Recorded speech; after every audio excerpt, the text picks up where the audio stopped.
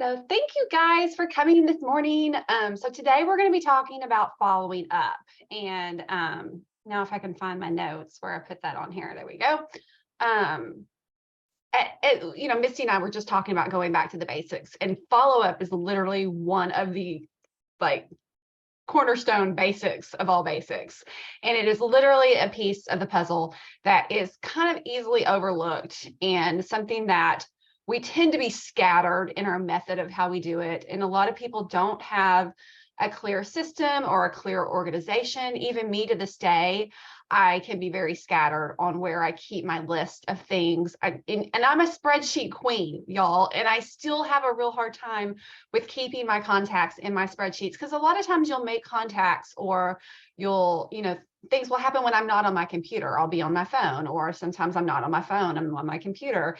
And so it is very easy to not have a clear system in place on your follow-up. So my very first piece of advice, if you are new and just starting this, make sure you have a clear plan on how you're going to keep a list of all of your prospects, all of your customers, and all of your ambassadors, because having a system and a list of who you're following up with and when is so very important.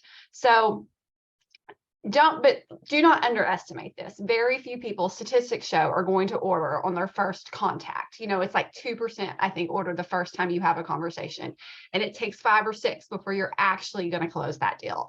So don't get discouraged if you feel like, oh my gosh, I'm over following up, like this is so much. It is just part of the process. So there's 3 different categories of people that you are going to be following up with, and you need to keep clear list with on these people. That's your prospects, your customers, and your ambassadors. All 3 need to be followed up with on a very regular basis. You need to keep touch points with all of them.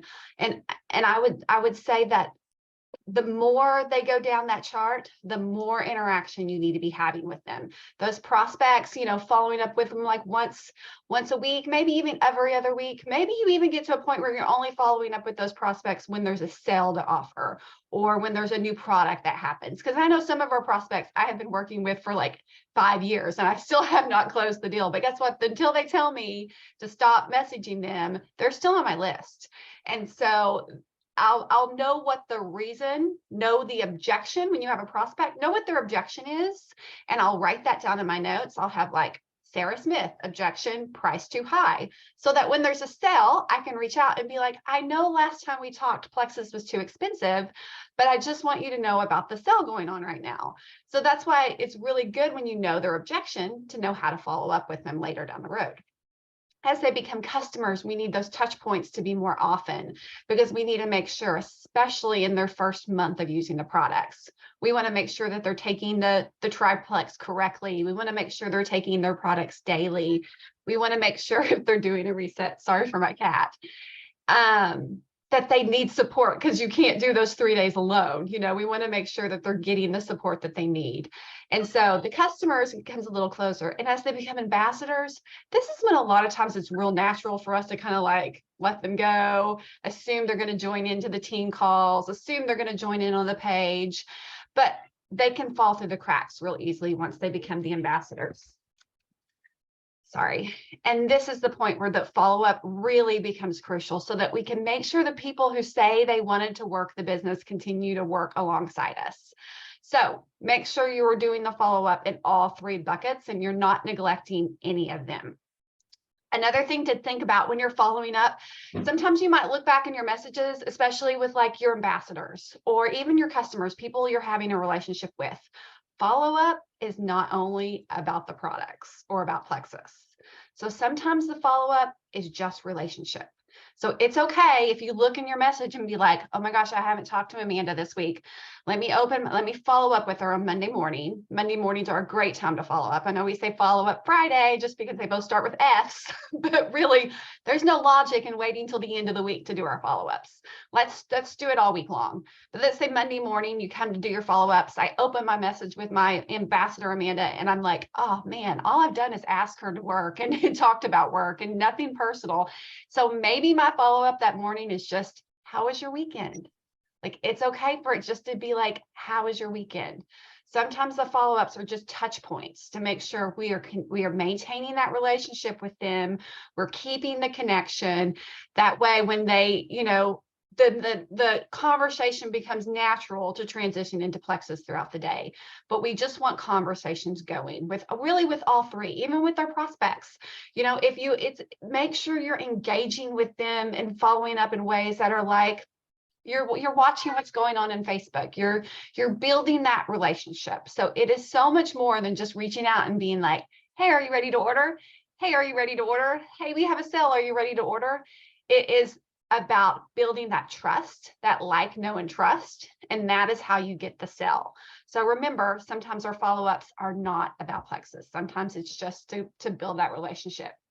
So this morning, what I want us to be working on is I want us to make sure we come up with a system that you're comfortable with. It could be one thing that I've seen people do that's really successful is those little 12 by 5 boxes that you put index cards in, and you can just write their name down, write their objection, and have 3 different categories for customer, prospect, and ambassador. If you want to do old school like that, is that what works for you, do that.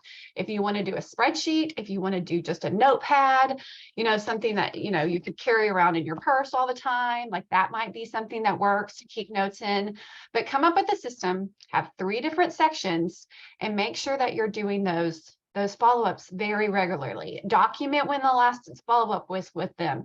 Make sure that you're having that. Make sure that when you go back in your notes, you can remember, okay, what was the last thing we talked about? And one more last tip on the follow-ups. I have found, I think most of us has found, one of the most effective ways to send a message is to use a voice text. They hear your voice. It's more personal. You can't copy and paste that. They know that you didn't copy and paste it. It really just takes a second, and then it's natural. It's okay to flubber over your words because that's natural. It's okay if it's not perfect and professional. What they want is the real you. So don't try to make this perfect, beautiful message that you just send out to everybody. Instead, just be real and be like, hey, I was just thinking of you this morning, was wondering if you were still interested in the products, something as simple as that. So use the voice text.